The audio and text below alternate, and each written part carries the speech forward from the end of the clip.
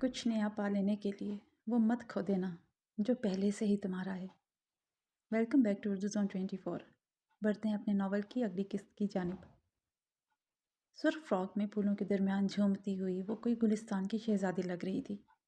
Azlan کی برداشت ختم ہوئی اور آگے بڑھ کر اسے اپنی باہوں میں بھر لیا۔ یہ کیا کر رہے ہو؟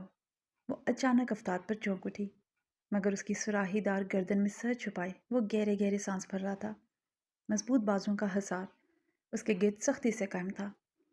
گستاخ ہونٹ اس کی گردن کا طواف کر رہے تھے۔ المیرا خاموش کھڑی رہی۔ ان 2 مہینوں میں وہ اسے جتنا روکتی تھی وہ اتنا ہی اس کے پاس آتا تھا۔ اس وقت بھی اسی لیے بنا مزاحمت کیے وہ کھڑی تھی، شاید وہ رک جائے، مگر آج اس کے لمس میں سلگتی شدت تھی۔ اذلان رک جاؤ، خدا کے لیے۔ بالآخر اس کے ضبط کی انتہا ہو گئی۔ اذلان نے زخمی نظروں سے اس کی جانب دیکھا، اپنی شرٹ کے 2 بٹن کھول کر المیرا کا ہاتھ اپنے دل کے مقام پر رکھا۔ محسوس کرو یہ دھڑکن تمہارا نام لیتی ہے۔ میرے دل میں پنپتے جذبات آخر کیوں تمہارا دل نہیں دھڑکاتے؟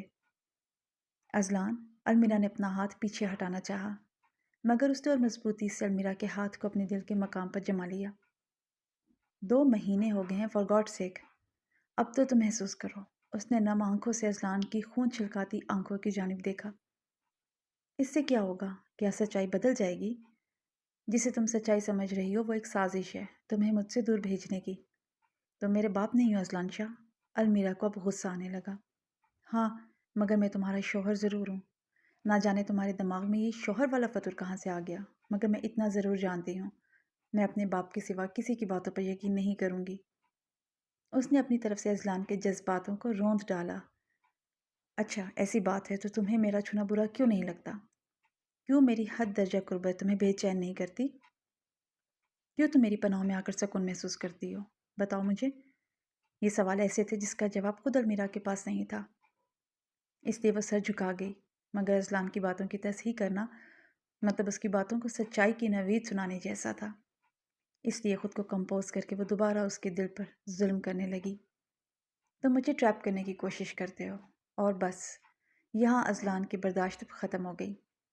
ایک جھٹکے میں المیرا کا ہاتھ جھٹک کر زخمی نظروں سے اسے گھورا، شکایت بھری ایک آخری نظر اس کے حسین سراپے پر ڈالی، اور بنا کوئی لفظ بولے اپنی شرٹ کے بٹن بند کرتا وہ وہاں سے چلا گیا۔ خود سے دور جاتے اذلان شاہ کے قدم اس کا دل بند کر رہے تھے۔ بے چینی بڑھنے لگی، ایسا لگا جیسے وہ بہت غلط کر بیٹھی ہے۔ اذلان، کہاں جا رہے ہو؟ خلاف عادت اس نے اذلان کو آواز لگائی۔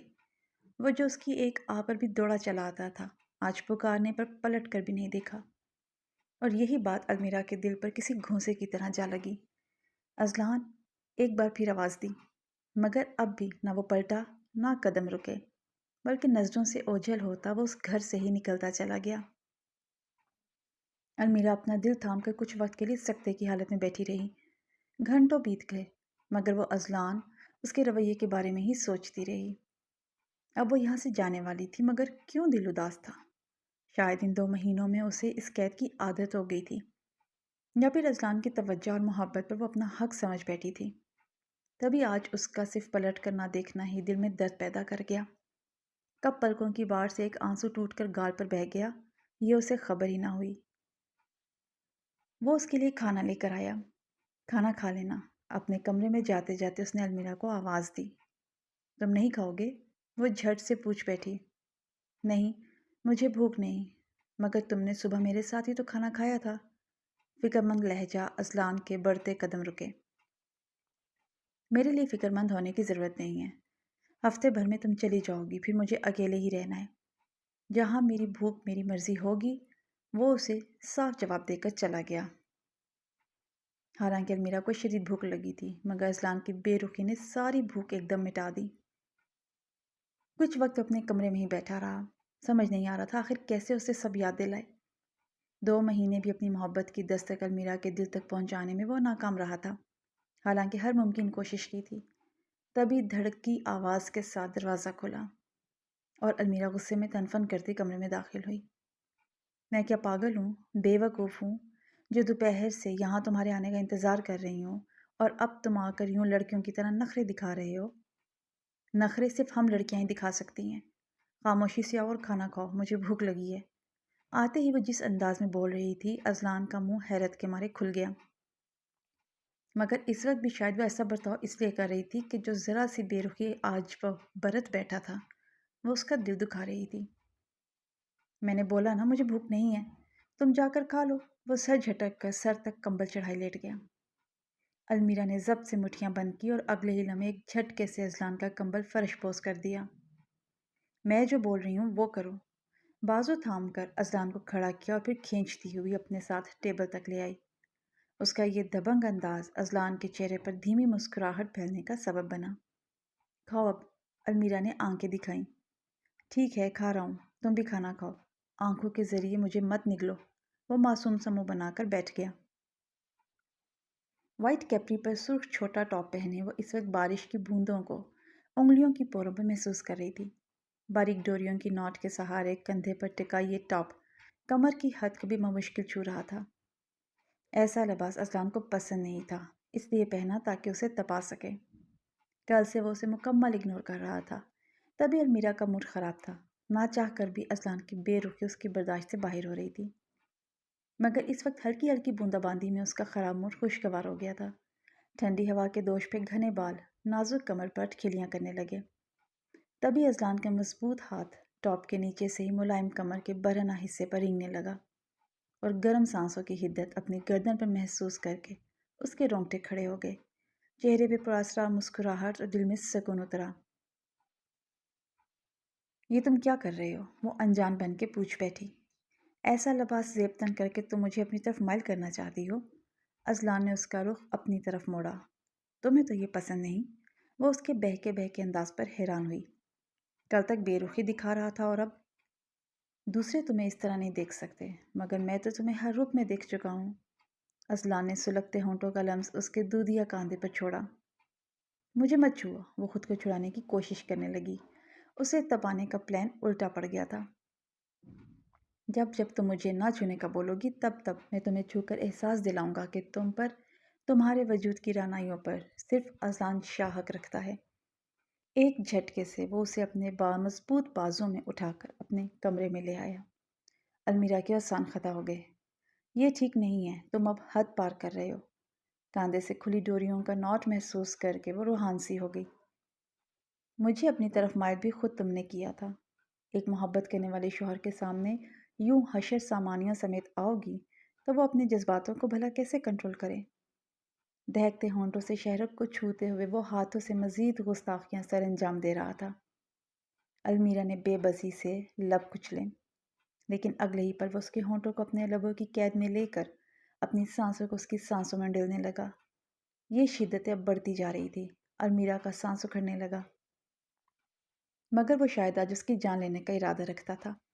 اذلان کی شرٹ کو مٹھیوں میں بھر کے اس نے کئی بار جھٹکا دیا، شاید اس سے وہ اس کی حالت پر ترس کھا لے، مگر اس کے منہ زور جذبات اس وقت بے قابو ہو چکے تھے۔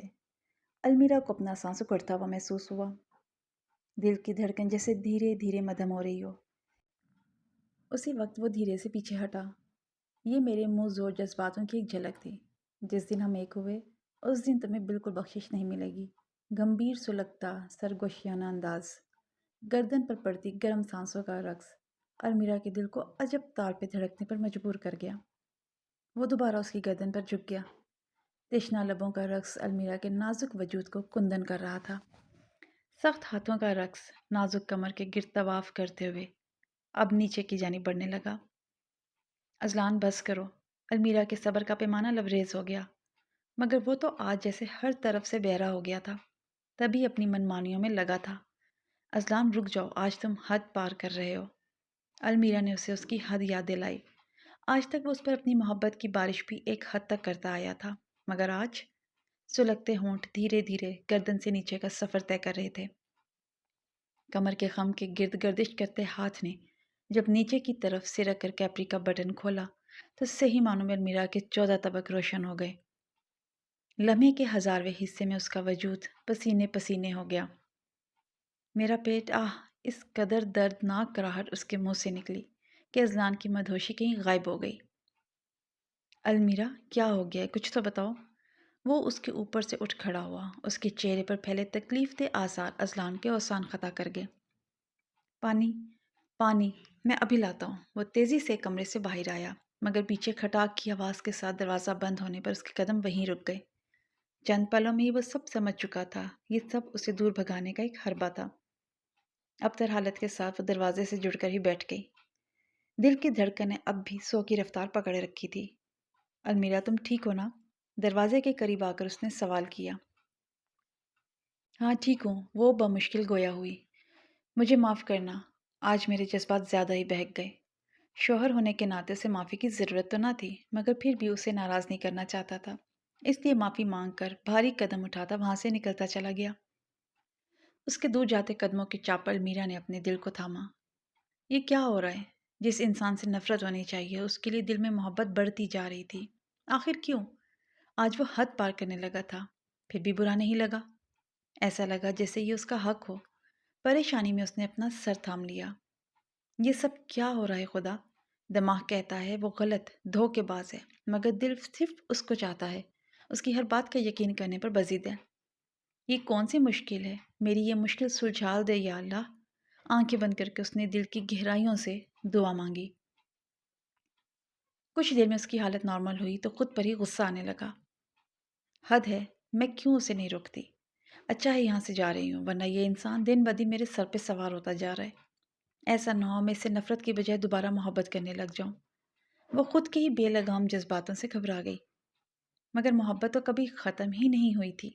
بس وقت نے غفلت کا ایک پردہ اس کی یادوں کے درمیان ڈال دیا تھا جو شاید کبھی بھی گر سکتا تھا۔ اب آئے گا تو منہ توڑ کر دوں گی، مگر قریب نہیں آنے دوں گی۔ دل میں پکا عہد کر کے وہ کمرے میں ادھر ادھر گھومنے لگی۔ اتنے بڑے بنگلے میں وہ اکیلی تھی۔ ویسے تو اذلان اسے اکیلا نہیں چھوڑتا تھا، پھر بھی جب اسے کسی ضروری کام کے تحت باہر جانا ہوتا تو وہ اسے اکیلا چھوڑ کر چلا جاتا۔ اس وقت بھی وہ باہر ہی تھا۔ شیطان کہیں کا، ہر وقت دماغ پر سوار رہتا ہے۔ وہ کلس کے رہ گئی۔ کیا کروں؟ کیا کروں؟ ہاں، اس کے جیسے بھیانک کارٹون بناتی ہوں۔ ایک پین اور چند پیپر لے کر وہ ٹیبل پر آ بیٹھی اور اذلان شاہ کی عجیب و غریب شکلیں بنانے کی کوشش کرنے لگی۔ کھڑکی سے سرد ہوا کا جھونکا آ کر وجود سے ٹکرایا تو ایک عجیب سا احساس اس کے من میں جاگا۔ ایسا لگا جیسے ایسا وقت وہ پہلے بھی محسوس کر چکی ہے۔ ہاتھ میں پکڑے قلم پر گرفت نرم پڑ گئی۔ آنکھوں کا تاثر کسی گہری سوچ کی عکاسی کر رہا تھا۔ شاید وہ کچھ سوچنے کی کوشش کر رہی تھی۔ میکانکی طور پر ہاتھ خود بخود حرکت کرنے لگے اور کاغذ پر اذلان شاہ کا نام درج ہو گیا۔ دل یک بار کی دھڑکا۔ نہیں، یہ مجھے کیا ہو رہا ہے؟ میں اس کا نام کیوں لکھ رہی ہوں؟ یہ نہیں ہونا چاہیے۔ میں اس کا نام نہیں لکھنا چاہتی۔ میں تو اسے اپنے آس پاس برداشت بھی نہیں کر سکتی۔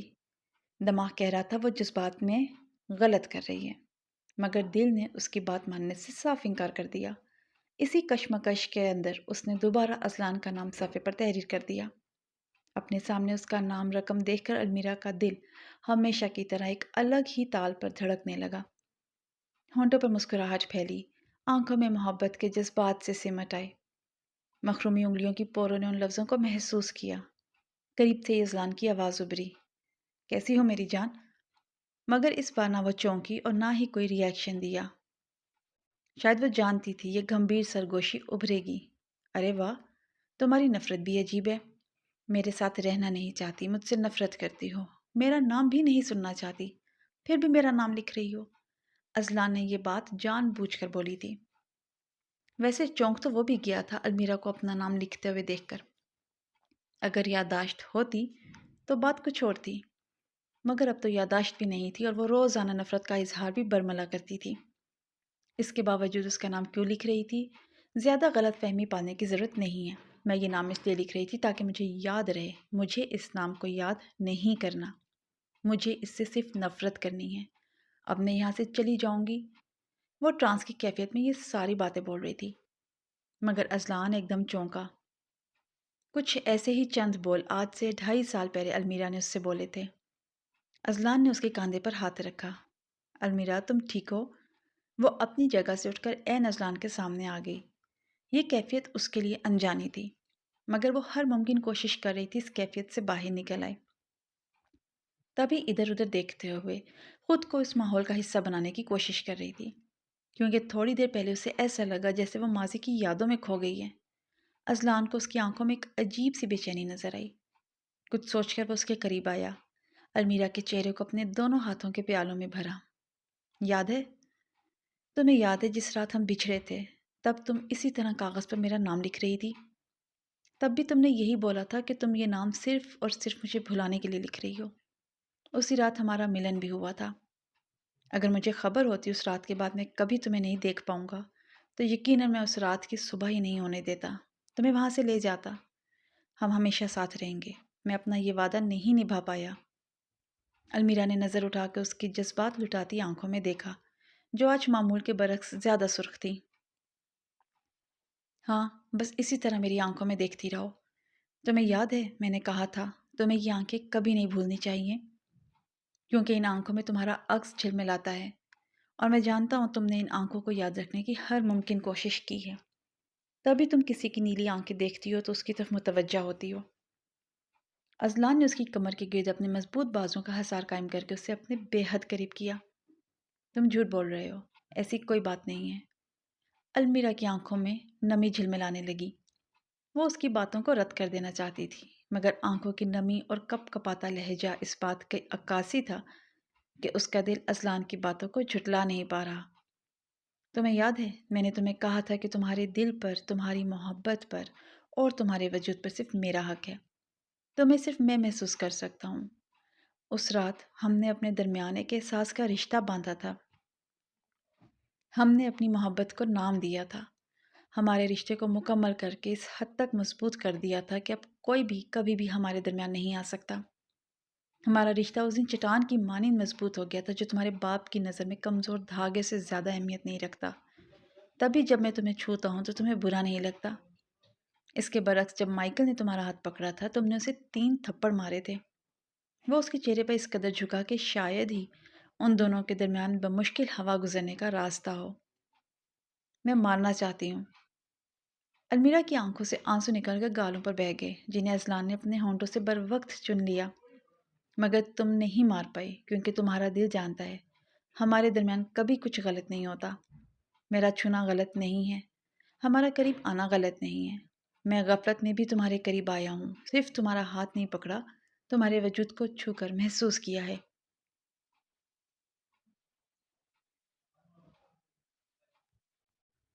اس جبین پر اپنی محبت کی مہر لگائی ہے، تمہارے ہونٹوں کی نرمائی اپنے ہونٹوں پر محسوس کی ہے۔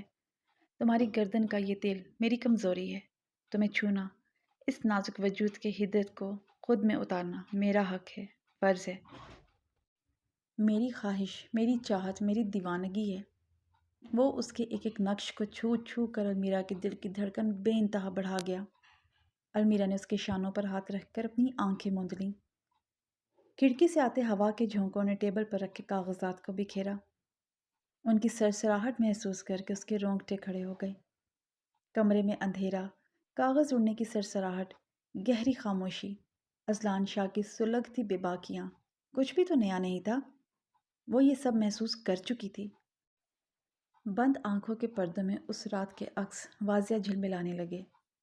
اسے سب سے پہلے اپنا ہی چہرہ نظر آیا اور پھر خود کے وجود پر حاوی ہوتا اذلان شاہ، اس کی قربت، اس کے وعدے۔